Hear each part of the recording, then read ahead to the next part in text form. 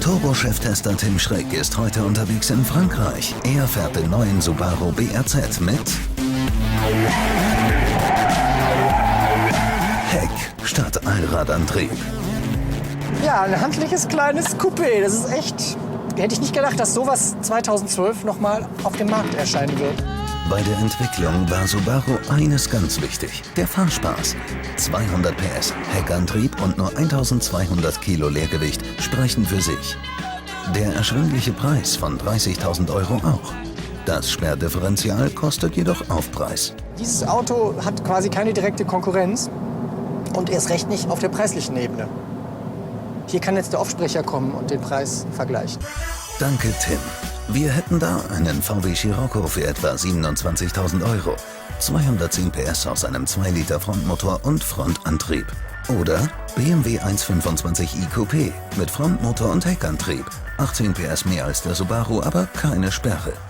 Frontmotor-Heckantrieb bietet auch das Hyundai Genesis Coupé.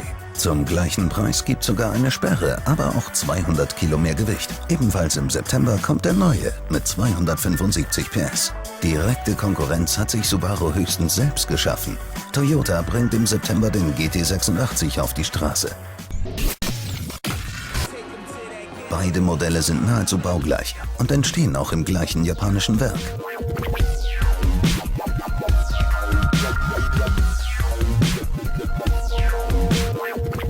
Das, was mir jetzt beim Angucken vom Auto schon sympathisch ist, dass nicht aus irgendwelchen Showgründen hinten breite Reifen drauf sind, wie vorne, sondern vorne und hinten das gleiche Reifenmaß. Und das lässt mich schon hoffen, dass das Auto ausbalanciert ist und einfach eine schöne, eine Beherrschbarkeit hat. Turbo, Kompressor, Fehlanzeige. Unter der Haube arbeitet ein 2-Liter Sauger. Subaru-typisch, natürlich in Boxerbauweise. Ja, Boxer bedeutet ja, dass die Zylinder sich gegenüber liegen. Das heißt, es sind liegende Zylinder. Hier 2, da 2, in der Mitte die Kurbelwelle. Und der Vorteil ist, dass du natürlich den Schwerpunkt ganz unten hast, als wenn da so ein Motor im Motorraum steht oder wenn das quasi liegt. Deswegen hast du einen großen Vorteil in Sachen Schwerpunkthöhe. Ein 4-Zylinder-Boxer ist auch so, dass er keine freien Massenkräfte hat. Das heißt also nicht groß rumschüttelt. Das heißt, er braucht gar keine Ausgleichswelle. Mit dem Saugerboxer schafft der BRZ eine Höchstgeschwindigkeit von 230 km/h. Von 0 auf 100 geht's in 7,6 Sekunden, wenn man ihn bis 7.500 Umdrehungen ausquetscht. Man darf nicht von irgendeinem Turbodiesel hier einsteigen und dann sagen, geht nicht. Das wäre ein bisschen zu oberflächlich betrachtet. Das muss man halt wirklich getrennt betrachten, Sauger und Nicht-Sauger. Also für einen Sauger geht das Ding wirklich ziemlich gut und du merkst auch die Nockenwellenverstellung, es beschleunigt vernünftig. Aber so Leben in die Bude kommt erst so knapp über 4,5. Das heißt, wenn du wirklich beschleunigen willst, musst du einfach einen Gang zurückschalten, was ich das Normalste auf der Welt finde. Und dann merkst du halt auch, dass da 200 PS sind. Neben dem 6-Gang-Schalter gibt es optional ein Automatikgetriebe. Aber mal ehrlich, wer will Daniela Katzenberger, wenn man Scarlett Johansson haben kann? Du kannst echt flott schalten, du hast eine schöne Rastung.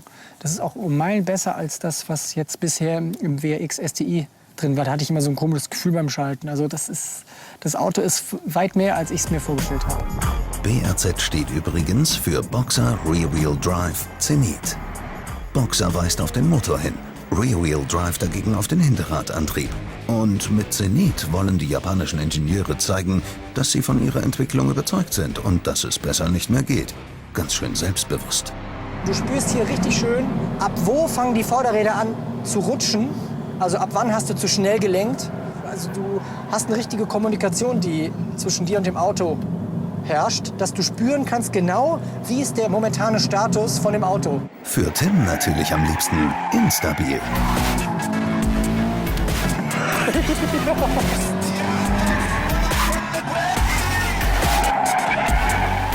Die war geil, oder?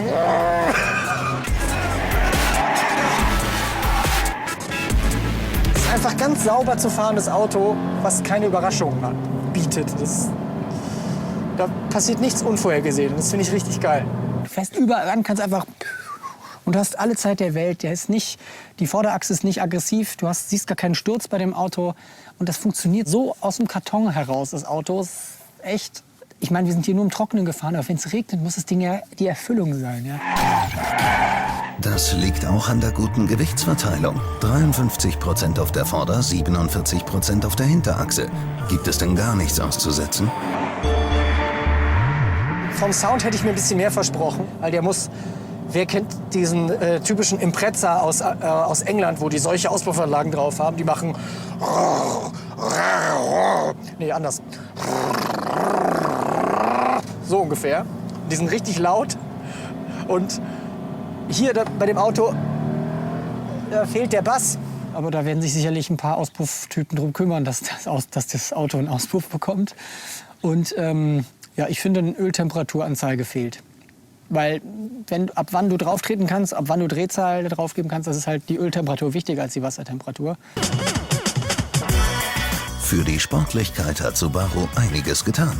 Dank des flach bauenden Boxermotors liegt der Schwerpunkt des BAZ enorm tief. Die Karosse ist sehr steif, was dem Fahrer ein kompaktes Fahrgefühl vermittelt.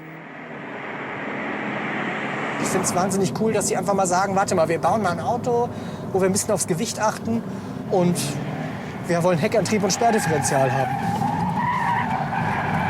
Und Sperrdifferential kann man immer gut brauchen, wenn man im Kreisverkehr vorbeikommt und man ein bisschen gucken will, ob das Sperrdifferential auch funktioniert. Aber ich muss sagen, es funktioniert, glaube ich.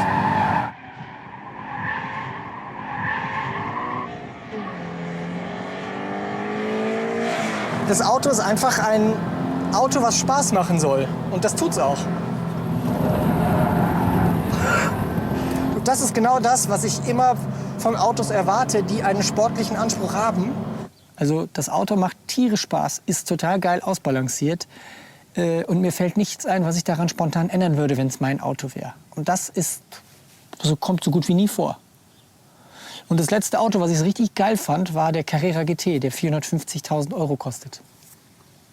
Es ist nicht schwer, einen Petrolhead zufriedenzustellen. Aber warum macht es kaum noch jemand? Ein BAZ, eine Bergstraße in Südfrankreich, ergibt 1 Liter Glückshormone. Ich bin echt total platt. Ich hätte gedacht jetzt, 2011, 2012, irgendwie kommt nichts mehr auf den Markt. Lotus werden immer schwerer, kriegen ESP, die Welt geht eh bald unter. Das kann doch so nicht weitergehen. Auf einmal baut Subaru oder Toyota so ein Auto, was einfach richtig Bock macht. Und wo du denkst, wann regnet es denn endlich? Scheiß Wetter hier in Italien, Spanien, Frankreich. Geil. Liebe Freunde des dynamischen Fahrens, bis zum Verkaufsstart in Deutschland müsst ihr noch Geduld haben. Ab Herbst 2012 ist es soweit.